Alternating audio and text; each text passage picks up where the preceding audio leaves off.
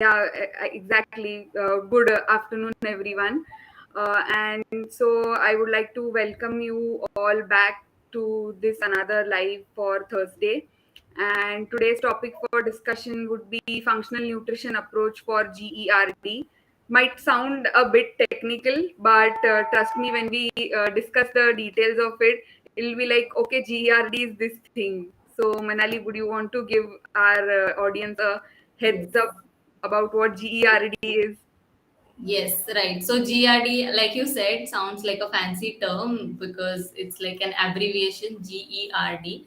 So it actually stands for gastroesophageal reflux disorder or a disease, right? So what happens, it actually, as the name suggests, there is an reflux, right? Reflux of the acid, so the stomach acid. So as we know, the food pipe, it starts from the mouth, then we have the food pipe, which is the esophagus, and then the stomach begins, right? So the stomach acid present in the stomach, which is there to digest the food, sometimes it gets it gets reflux, it enters the food pipe, that is the esophagus, so it comes above, it rises above. So that is what happens in this disorder. So it's just the name is that heavy. Otherwise the mechanism and what actually is happening is quite simple, right? And what people can experience as symptoms is a feeling of chest burn or heaviness or something acid like feeling, right? So something like that, or regurgitation, as in the food, it feels like the food is coming up, the undigested food, or the feeling, or some sour acid or a liquid that is coming up, right? It is a feeling similar to the burp, but we can actually feel the food or the liquid part of the food Mhm. in that. So that is what happens, and because of that acid rising above, there is also chest pain. Like some people can observe chest pain or heaviness in the region, right? And because it's like our food ideally should go from the top to bottom, right? But because now the cycle is upside down, it can feel Anti-gravity. right. So it can give that feeling of difficulty, and then there is also trouble swallowing because like two factors are trying to go in the opposite directions. Yes. So that is what happens, and there can also be sometimes a lump in the throat because the acid also can't find its way outside. So Hmm. we can feel something is stuck in the throat. So those are to just enlist a few of the symptoms. Is there Yes, also difficulty in swallowing because of this lump that people can yes, experience? yes, yes. So that also becomes one of the symptoms that you need to look for if you're someone who is suffering from such problems. So very nicely mentioned by Manali, the symptoms that she started with, that is chest pain. So this chest pain is usually because of the stomach flowing backwards, as she mentioned. So this chest pain is also sometimes referred to as heartburn, or what is also commonly called as acidity. Now, all these three things would seem similar, like heartburn, acidity, and also this problem, this disease of GERD, that is gastroesophageal reflux disease, right? But there's a minute difference between all the three. So acidity is something that you feel a burning sensation in your chest, right? Acid reflux is what is also we keep on hearing about acid reflux also. So this acid reflux is what you can maybe remember it as a starting stage of this problem of GERD. So acid reflux can be a initial stage of this chronic problem of GERD. So acid reflux is when the stomach contents, they start flowing backwards to your esophagus, that is the food pipe, and they lead to this symptom called as heartburn. So heartburn would not necessarily mean that your heart is burning or there is something, there's no relation to this word heart in Right. this symptom actually. It is just there is burning in your chest, and that is why it is called as heartburn. So chest heartburn, acidity like symptoms are a result of acid reflux. And when this acid reflux is when you face or of someone who is facing this issue for a long period of time, and if this happens like twice or thrice in a week, for you to understand. So this might be a problem of GERD, that is gastroesophageal reflux disease, that the stomach content is continuously flowing backwards. Now again, there's quite a bit of physiology to it that, again, our audience need to know here. So our body has a very tightly regulated mechanism for everything it does. So for our food, when we ingest, for it to pass through each and every organ, it has these different muscles attached towards the end. So when you ingest your food, it for it to pass from your esophagus to the stomach, right, there's a muscle called as lower esophageal sphincter, LES. It is commonly called as LES. So this muscle is tightened all the time. It is only when food needs to be, passed from your esophagus to your stomach, it relaxes, lets the food pass into the stomach, and it tightens again. So there are So it's like a gatekeeper. It only allows the like downward flow of the food. absolutely, it only allows downward flow of food. So it is there for this reason, that food does not flow backward, and that is why it is Right. tightened all the time. It only relaxes when food passes from esophagus to your stomach, so that the food does not also backflow. That is Yes. also one of the important functions of this muscle here. So there are a lot of things that, meddle with the functioning of the LES muscle and actually cause food to backflow into your stomach.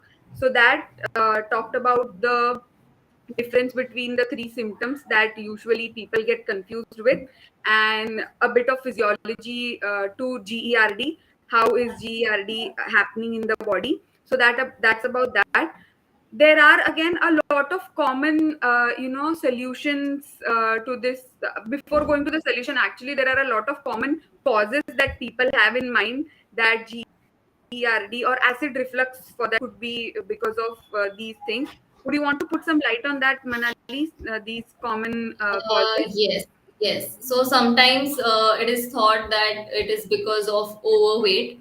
Okay, Yeah, obesity is one of the causes, right? So there are, like you said, there are common misconceptions like having spicy or acidic food, and this is like simple correlation between what we are seeing and what we are observing, and without might going cause, yeah, might cause sometimes, but not right. always. This is Always, the yes. reason, right? Without, like, as we always say, without understanding the root cause, we Yes, cannot exactly. just make an assumption Blame. that it is what it is causing.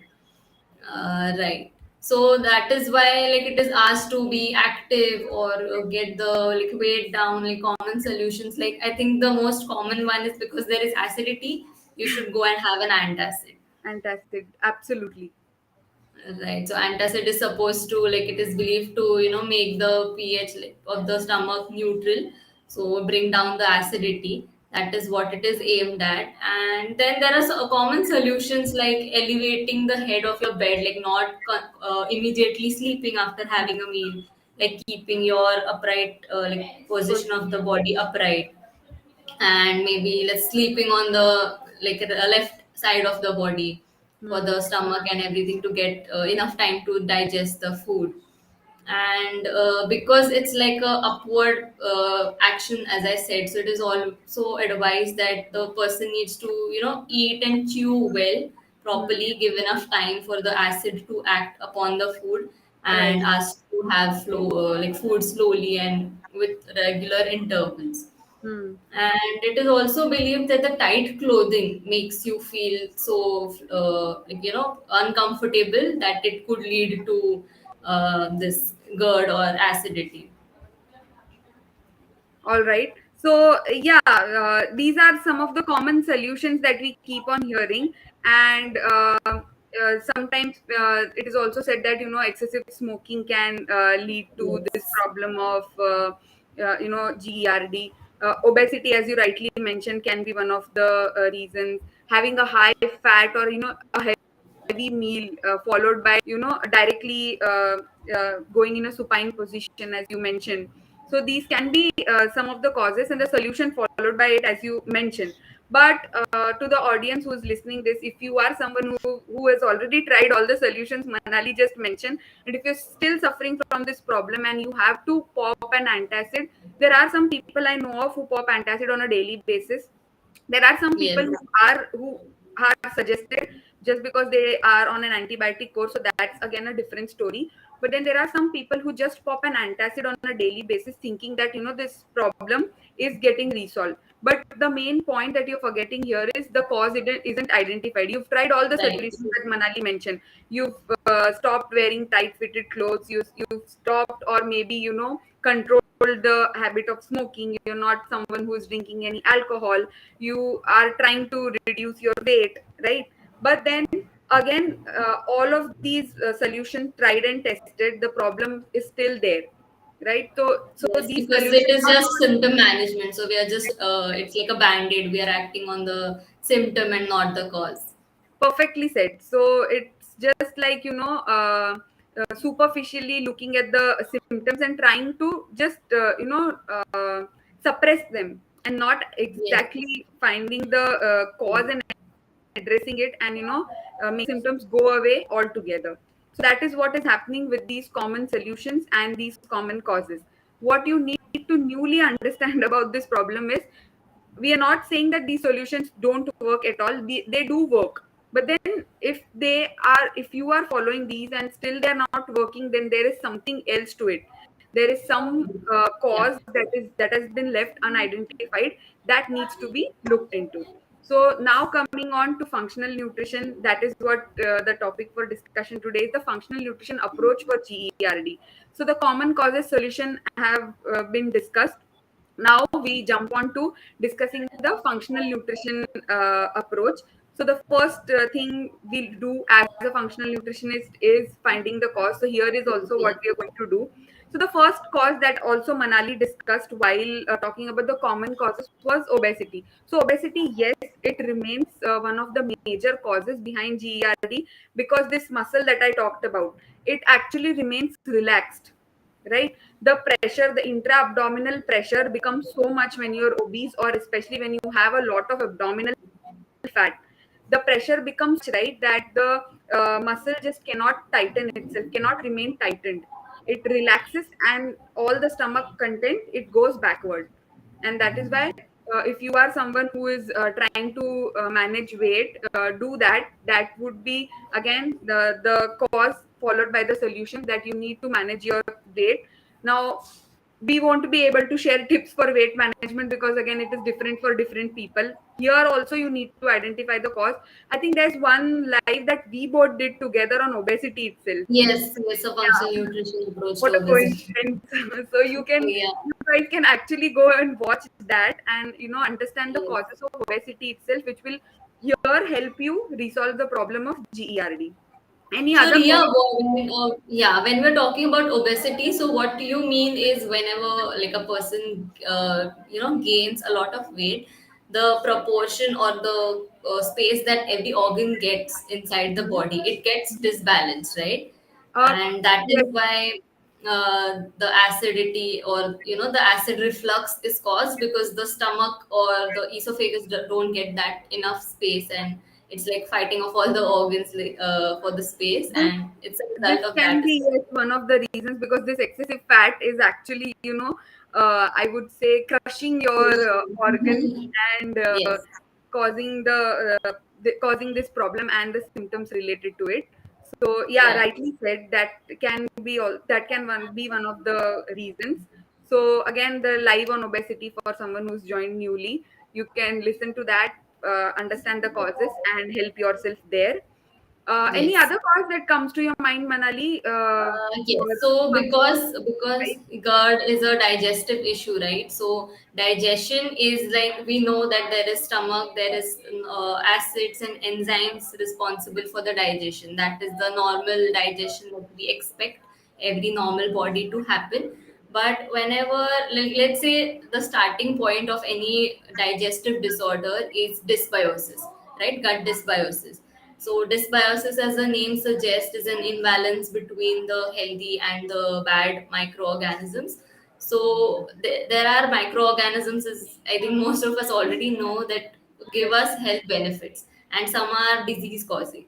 So the right balance of them needs to be maintained, and if that goes off, it could be, as it gives rise to any other digestive issues, it also can give rise to GERD. So I think that's the one cause that I can think of.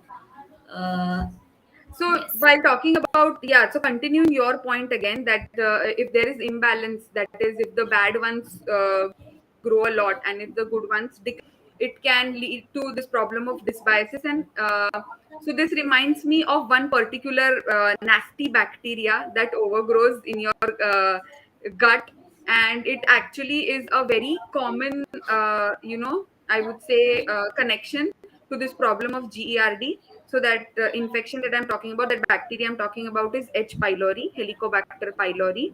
So this particular infection bacteria is present within all of us. It's only when it gets an opportunity. So it's one of the Right. opportunistic bacteria. So Yes. it's when it gets this opportunity, it overgrows, and what it does is it actually destroys the stomach acid producing cells in the body. So now you would ask me, if the stomach acid producing cells are getting destroyed, why would someone suffer from this problem of reflux or acidity or Right. heartburn? So any thoughts on that, Manali? Yes, so if the acid, like what you are saying, so if the acid cells are only getting disturbed, so like you're suggesting, there should be less acid being produced, right? Exactly, right. Yeah, but Yeah, then there would be imbalance, and that again the cells are getting damaged, which is why they are not producing enough acid, or sometimes they get disturbed so much that they produce acid and then they don't know where to release it, and it gets shifted upwards. Am I exactly. right? Yeah, this could be one of the reasons. Another reason that comes to my mind is, so when this acid is not produced in your body, this acid is actually a trigger for your digestive enzymes also to be secreted. Right, So this right. acid does Yes, the initial digestion part, and after that, once the digestion part of your food is done, the digestive enzymes come into picture, which lead to absorption of the nutrients from the food that is right. digested. So if the acid is not there in the first place, there is no Talking trigger about for your, indigestion. yes, yeah. So this is so there is no trigger for your digestive enzymes to come into picture. So basically, what happens is food has remained undigested basically in your stomach. Okay, because there's no acid to act upon it. It has been destroyed by the H. pylori infection. So what happens is, this undigested food, if it stays for a long period of time in your stomach, it releases toxins, because undigested food material is toxic in itself. So these toxins are what flow backward and lead to this Right. problem of GERD or the symptom of acidity. So if you are Yes. again someone who is suffering from acidity, and the common solution, if you have tried and tested, go and get yourself checked for H. pylori infection. Can you name the test for the audience? What can it be? How can they get it? Yes. So one thing to test for H. pylori, like we always suggest, is GI mapping. So one can go for the stool tests. Okay, but that's an advanced level of testing until you're sure that you have some, severe digestive condition, or you're suspecting one. You can go for that, or I think for the if we talk about the blood test, there are also like antibody tests. So the antibodies, like we know that they are produced in response to some immune attack, right? So whenever there is H. pylori infection, our body produces auto antibodies, like antibodies against that H. pylori, right? So there are, I think, IgG, IgA, IgM, like antibodies against H. pylori. So they are specific. You can ask your doctor or your phlebotomist or the lab that you contact to get these three tests to be tested, because they are specific to H. pylori. They are only produced in response to the H. pylori infection.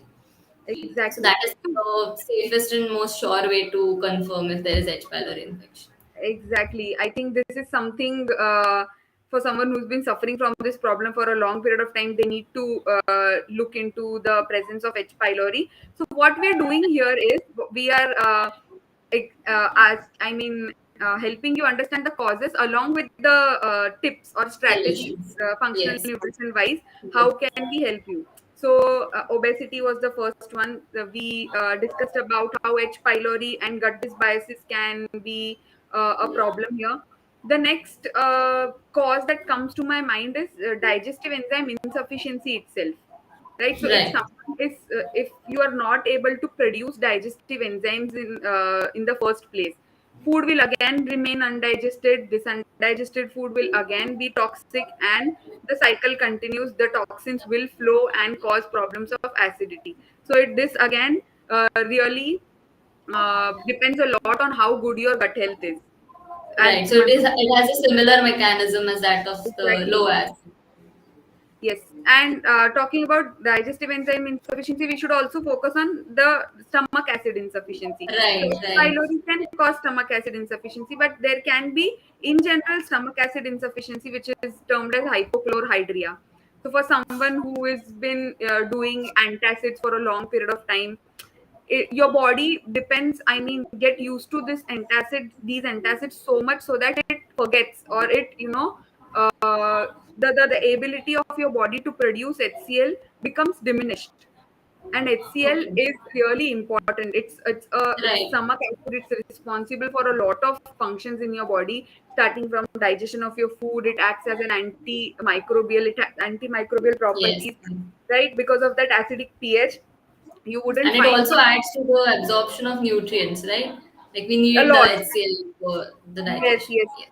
We need it big time. We need it big time. So this problem of hypochlorhydria again would result in symptoms of excessive belching, burping, indigestion. So you need, so hypochlorhydria can also be one of the reasons where food wouldn't get digested, absorbed properly. So you need to look for hypochlorhydria also. So talking Yes, and about Ria, the yeah, so as we're talking about the test and interpretation, so how hmm? can one know if the person has like low acid? Oh, Um, that's a really good point that you've raised, Manali, here. So, since we've spoken about hypochlorhydria or low stomach acid, there is a very simple test which you can, do if you are someone who is, suffering from this problem of excessive belching, burping, and it's not going away despite of you cutting down on all the gassy, spicy foods, taking antacids. Okay, what you can simply do is in 150 ml of cold water, you can mix 1/4 teaspoon of baking soda. You can mix that, have it first thing in the morning without eating anything, like right after you wake up. And after you drink this solution, you wait for good 5 to 10 minutes. Okay, and if you like burp very heavy burps, like Big how loud you, ones. yeah, the loud ones, like the ones you have right after you drink a carbonated beverage. Okay, Right. that is actually a sign that you have sufficient stomach acid. And if you are someone, even after waiting for 10 minutes, there are just these small burps, like small Mm-hmm. burps are not an indication. Small burps are an Significant. indication that there's, yeah, low stomach acid. See, you will get, burping would happen. There will be small one or two burps that you will give out because the gas that was swallowed along with while you were drinking, that is going to ultimately Right, make you right. burp. But these burps that we expect here in this test should be heavy and loud ones, big ones. I mean. So if that is the case, then there's sufficient stomach acid. And if there are like really small burps, like even 5 minutes or 10 minutes after you drink this solution, then there is definitely some problem with acid secretion in your body. You need to look for either you need to stop the antacids that you're taking. You need to either look for H. pylori, the susceptibility of this infection in your Yes. body. All right, so that could be one of the solutions for hypochlorhydria. Yes, and I think the best, thing or to confirm that or to make that test more viable, you can try this for a couple of days or 3 days altogether, and take an average out of the readings, like when you are getting burps or how longer or how more are they. Because I think the last night's meal also can play a role. Like it can be a Yes, confounding factor. It can matter. alter the result. So to be sure about it, we can do it for 3 consecutive mornings. The best of three, always to the rescue. So Yes. that, any other factor that comes to your mind, Manali? Right. So, as we always talk about stress, right? Even in our Yes. consultations, like food is not just one part of our health. Stress is also a factor that needs to be, like anti-stress, or our mental health needs to be nurtured. And stress is inevitable, as I always say, but one needs to make way through it and manage it well. So I've also read in a book that we don't realize, like a person with like great food, like great diet, great exercise routine and everything, but the person is stressing a lot, that like stress itself can create stomach ulcers. So like stress has that potential to disrupt the physiology of our body without even any physical cause to it. So I think stress is also like any other digestive disorder, could be a root cause for GERD, and I think that Absolutely. also needs to be addressed. That's something really important apart from the digestive problems and the wrong foods that someone would be eating. This Yes, lifestyle change is something, would help you go a very long way in managing all the other digestive problems for that matter that you might be yes, suffering from, yes. not only Not just GERD. GERD. Yeah, Yeah, so stress management is something again cannot be discussed. We cannot discuss like stress and managing it right in this particular live session. So a very important root cause that you've discussed factor here, to Manali. consider. Yes. And something that comes to my mind would be antacids. Again, don't pop antacids without any reason, just to suppress the symptom. You're doing no good. You're actually harming your body. Okay, so that would be one tip. Again, not popping antacids and trying to find the cause. If you're suffering from this for a long Yes, period of time, if it's just like happening, like it has just started to happen, look for say like try the common solutions. If they don't work, then definitely look for the underlying cause here. That would actually be the first advice to go for. So there's yes. a question that someone is asking: can a person without any gastric issues have low stomach acid? I've done this test and had very small burps, 1 to 2 within 3 minutes. All right. There'll have to be some clarity that needs to be known here. So there might be some symptoms that you might be suffering from. It won't Right. Or happen. maybe you don't know that you have an issue, and it's not diagnosed yet. But this could be a sign that you need to go ahead and test it further. Exactly, exactly. This could be a sign that you need to go ahead and test yourself. So that, and lastly, the one cause that comes to my mind is sleep. Again, if someone who is Right. not sleeping properly, who has a very disturbed sleeping schedule along with stress, sleep becomes one of the very important factors for again maintaining a good overall digestive health, just not Yes. GERD. Yeah. Okay, so Agree. just yeah, brushing on the factors, the causes, and the tips that we shared. We started with dysbiosis, as you mentioned, the imbalance in the good and bad bacteria, followed by H. pylori. There could be a strong chance that you might be suffering from H. pylori infection. Weight management is something that you need to look into. Stress management, as Manali had mentioned, sleeping schedule, keep your sleeping schedule in place, bring your sleeping schedule in place. uh, the next one was I discovered antacids. Don't pop antacids without any reason, right? And yeah, one cause Yes. just clicked my mind was medications. So if you are Yes. someone who is popping these classes of medications for a long period of time, chances are that your lower esophageal sphincter again may get relaxed because of long term consumption of these medications. So these might be, antidepressants, and these might be the calcium channel, Antihistamines. yeah, antihistamines, the calcium channel blockers that you might be taking, right? Or for that matter, even antibiotics. So these classes of medications are what you need to look into. Yes. And yeah, so if you're And popping, talking of, yeah, yeah, go ahead, go ahead. yeah, you go ahead. You complete, No, and then I. I was just mentioning that if you're popping medications for a long period of time, again, there is some problem that you're suffering from, the cause of which can be identified, right? You don't need to pop medications for a long period of time. So again, Yes, and that's a that's not plus. a like long-term solution. You are reliant on that, which is Absolutely. not a good sign. Yes. Yes. So And that talking you about know, medicines, yeah, talking about medicine, so that is something that people go to as a like quick solution or something like that. So as we always emphasize that medicine is separate from supplements. So dietary supplement is also an intervention which can be taken, but it is not habit forming and it is not a drug or a chemical. It is natural and a nutrient form, not yes. a quick fix, just to give your body what it actually needs. So anything like any supplements or anything that we can take to help or prevent GRD? So GERD, as such, as you had mentioned that it's one of the digestive problems. So in order to maintain the digestive causes that we discussed, one can opt for probiotics. One can also opt for digestive enzymes. Now again, with digestive enzymes, they're not needed by everyone.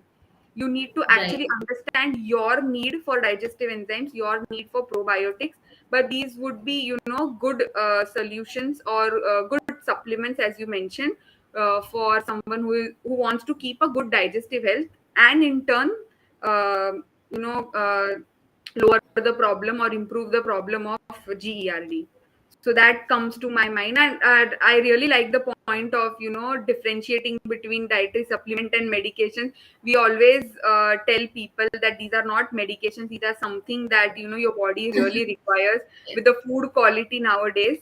So yeah, That's now why I think understanding the root cause, or not just root cause, but understanding our bodies and what it actually is asking for, what is it exactly. indicating whenever there is disease, our body is trying to communicate that something is going wrong. And when we find out what exactly is going wrong, at that time we can make the better or the best choice, like go for supplements or exactly with supplements. So I think that is where it comes into picture, like first assessing and analyzing the condition first and then going for the The interventions. important principle of functional nutrition, that is bio individuality. So Yes, that is right. something that so again, the tips shared here, we actually made sure that we discuss the causes and follow it up with the tips. So that is how Solution. you take care of the symptoms that your body is showing. So I think that would be it for today's live, and I think it was helpful. And so if you are someone, again, reinstating the same thing, if you're someone who've tried the common solutions, look into the causes now and help yourself with the exact cause that you might be suffering from. Any closing statement, Manali? Yes, so like you said, bio-individuality. So even after coming to the conclusion that this is the root cause, again, different root causes can have different solutions, like not just one solution. So again, we need to consider the entire body, like the holistic approach. So correlating it with the other diseases, let's say inflammation or obesity, as we mentioned. So maybe that also we need to take into account before going on with the intervention. Because let's say the person has the same, like two people have the same root cause, but the solution for it again can vary. So let's take the entire picture into consideration before making a call. Very, very important point that Manali has brought up. So nothing is in isolation, everything is Yes, connected to each other. And this point I really like, that two people suffering from the same problem wouldn't even show improvement with the same solution. So right, the right. solution also is bio individual. If the problem is bio individual, solution is also bio individual.